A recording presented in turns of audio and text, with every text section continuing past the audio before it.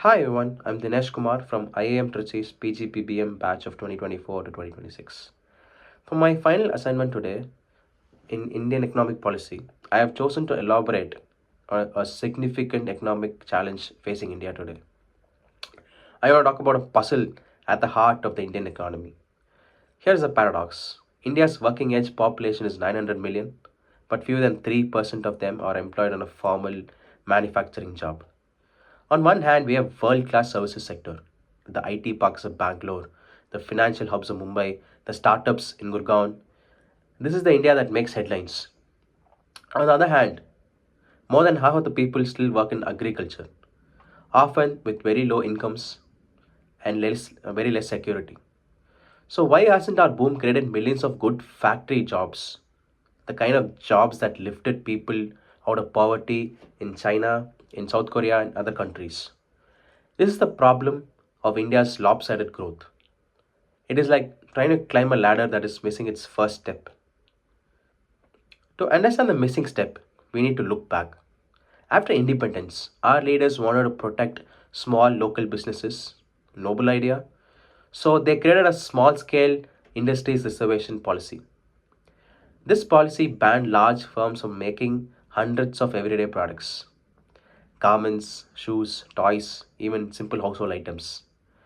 The intention was good, give small entrepreneurs a chance, but the unintended consequences was devastating.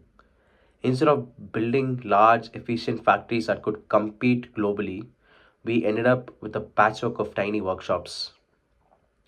While China was setting up massive garment factories with thousands of workers exporting to the whole world, India was stuck in small scale units that could never match in terms of quality, price, or scale.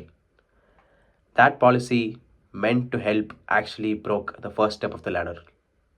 Okay, now that was history. But even though most of the small scale industries rules are gone, we're still not seeing those massive job creating industries and factories. Why? The answer lies in our labor laws, something I call the 100 employee lock. It comes from the Industrial Disputes Act. Here's how it works. If you employ fewer than 100 employees, you are relatively free to manage your workforce. But the moment you cross 100, you cannot lay off workers without getting permission from the government. And the permission almost was never granted. So what happens? Companies avoid hiring the 100th person, the 100th worker. They stay small on purpose or they rely on insecure labor, contract labor, leaving millions of workers without benefits or stability. This law that was created decades ago to protect jobs today prevents the creation of new permanent jobs.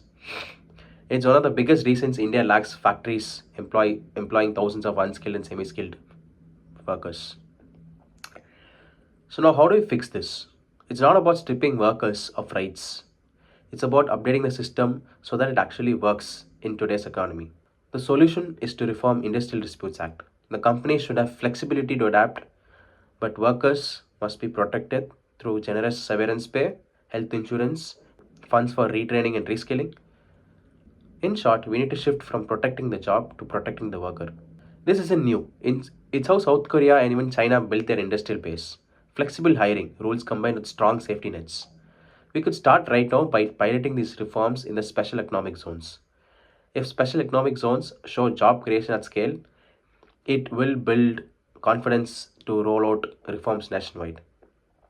This won't happen overnight, but the timeline is clear. Within the next 2 years, we can reform labor rules in special economic zones. Within the next decade, we can create the millions of factory jobs India desperately needs. And this isn't just about GDP growth, it's about dignity. It's about giving the farmer's son or daughter a choice to move on to a stable formal job. It's about unlocking the dreams that are currently stuck in the fields. As the book India the Emerging Giant points out, our services sector is world class, one strong leg of the economy. Now it's time to build the second leg, the manufacturing leg. If we can fix this broken step on the ladder, every Indian will have a fair chance to climb. Thank you.